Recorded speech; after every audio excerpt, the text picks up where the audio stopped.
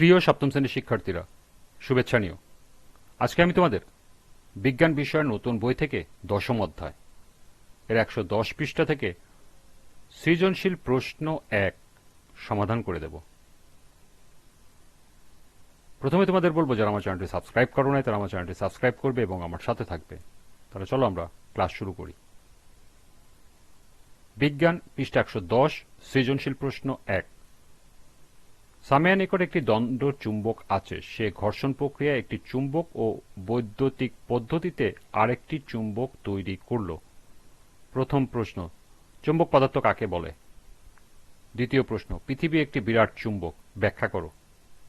তৃতীয় প্রশ্ন, প্রথম চুম্বক তৈরির কৌশল বর্ণনা করো। এবং সর্বশেষ প্রশ্ন, দ্বিতীয় প্রকার চুম্বকটি শক্তিশালী হলেও ক্ষণস্থায়ী, উক্তিটি বিশ্লেষণ করো। চলো এখন আমরা 4টি প্রশ্নের সমাধান দেখে নিই। প্রথম প্রশ্ন ছিল, চুম্বক পদার্থ কাকে বলে? যেসব পদার্থ চুম্বক দ্বারা আকৃষ্ট হয় এবং চুম্বক ক্ষেত্রের প্রভাবে প্রভাবিত হয় তাদের চুম্বক পদার্থ বলে। দ্বিতীয় প্রশ্ন ছিল, পৃথিবী একটি বিরাট চুম্বক, ব্যাখ্যা করো। পৃথিবীর অভ্যন্তরে গলিত লোহা ও নিকেল ক্রমাগত ঘূর্ণায়মান, যার ফলে এক ধরনের বৈদ্যুতিক প্রবাহ সৃষ্টি হয়। এই প্রবাহ থেকে উৎপন্ন হয় পৃথিবীর চৌম্বক ক্ষেত্র। পৃথিবী পৃষ্ঠে অবস্থিত সকল কিছু পৃথিবীর নিজস্ব চৌম্বক ক্ষেত্রের প্রভাবে ভূপৃষ্ঠের দিকে আকৃষ্ট হয়। একটি দণ্ড চুম্বক সুতা দিয়ে ঝুলিয়ে দিলে চুম্বকটি সর্বদা উত্তর দক্ষিণ ভাবে অবস্থান করে, কারণ দণ্ড চুম্বকের উত্তর মেরু ভূচুম্বকের দক্ষিণ মেরু দ্বারা এবং দণ্ড চুম্বকের দক্ষিণ মেরু ভূচুম্বকের উত্তর মেরু দ্বারা আকৃষ্ট হয়। তাই বলা যায় পৃথিবী একটি বিরাট চুম্বক। তৃতীয় প্রশ্ন ছিল, প্রথম চুম্বক তৈরির কৌশল বর্ণনা করো। উদ্দীপকে প্রথম চুম্বকটি হল ঘর্ষণ পদ্ধতিতে তৈরি করা চুম্বক। কৃত্রিম উপায়ে বিভিন্নভাবে চুম্বক পদার্থকে চুম্বকে রূপান্তর করা যায়। এর মধ্যে একটি হল ঘর্ষণ পদ্ধতি। ঘর্ষণ পদ্ধতিতে চুম্বক তৈরির কৌশল হল, একটি চুম্বক পদার্থ এবং লোহার একটি দণ্ড নেই, লোহার দণ্ডটিকে টেবিলের উপরে রাখি। এবার একটি দণ্ড চুম্বক হাতে নেই। দণ্ড চুম্বকটির এক প্রান্ত লোহার দণ্ডের এক প্রান্ত থেকে অন্য প্রান্ত পর্যন্ত ঘষে নিয়ে যাই। আবার দণ্ড চুম্বকটিকে উঠিয়ে আগের মতো করে প্রথম প্রান্ত থেকে শেষ প্রান্তের দিকে ঘষে নিয়ে যাই। এভাবে বেশ কয়েকবার একমুখী ঘর্ষণের পর একটা ছোট পিন বা তার কাটা লোহার দণ্ডটিকে নিকটে আনি।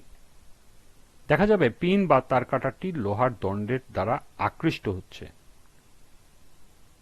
অর্থাৎ লোহার দণ্ডটি একটি চুম্বকে পরিণত হয়েছে। যদি চুম্বকটি উত্তর মেরু দ্বারা আকর্ষণ করা হয় তবে দেখা যাবে প্রথমে যে প্রান্ত থেকে ঘর্ষণ শুরু হবে দণ্ডের সেখানে উত্তর মেরু এবং শেষ প্রান্তে দক্ষিণ মেরু সৃষ্টি হয়েছে। সুতরাং সামিয়া প্রথম চুম্বক উক্তভাবে ঘর্ষণ পদ্ধতিতে চুম্বক তৈরি করল। সর্বশেষ প্রশ্ন ছিল, দ্বিতীয় প্রকারের চুম্বকটি শক্তিশালী হলেও ক্ষণস্থায়ী, উক্তিটি বিশ্লেষণ করো। উদ্দীপকের দ্বিতীয় প্রকারের চুম্বকটি হল বৈদ্যুতিক পদ্ধতিতে তৈরি চুম্বক। বৈদ্যুতিক পদ্ধতিতে চুম্বক পদার্থকে চুম্বকে রূপান্তর করা যায়। বৈদ্যুতিক পদ্ধতিতে চুম্বক তৈরির কৌশল হল, একটি লোহার পেরেক নেই। বাজারে কিনতে পাওয়া যায় এমন সাধারণ বৈদ্যুতিক তার দিয়ে লোহার পেরেকটিকে পেঁচিয়ে কুণ্ডলী তৈরি করি। এবার দুই প্রান্তকে একটি ব্যাটারির দুই প্রান্তে যুক্ত করি। এবার একটি আলপিন বা পেরেকের যে কোনো প্রান্তে আনলে দেখা যাবে পেরেকটি আলপিনকে আকর্ষণ করছে। তড়িৎ প্রবাহ বন্ধ করলে পেরেকটি আলপিনকে আকর্ষণ করে না। এভাবে বিদ্যুৎ প্রবাহের ফলে পেরেকটি অস্থায়ী চুম্বকে পরিণত হয়েছে। এতে চুম্বক শক্তি নিয়ন্ত্রণযোগ্য। এর মাত্রা নির্ভর করে ব্যাটারির বিদ্যুৎ প্রবাহের উপর। বিদ্যুৎ প্রবাহের মাত্রা বাড়ালে চুম্বকত্ব বাড়ে। বিদ্যুৎ প্রবাহ বন্ধ করার সাথে সাথে পদার্থটি তার চুম্বকত্ব হারায়। তাই এই পদ্ধতিতে তৈরিকৃত চুম্বকটি শক্তিশালী কিন্তু ক্ষণস্থায়ী। সুতরাং বলা যায় দ্বিতীয় প্রকার চুম্বকটি শক্তিশালী হলেও ক্ষণস্থায়ী, উক্তিটি সঠিক ও যথার্থ।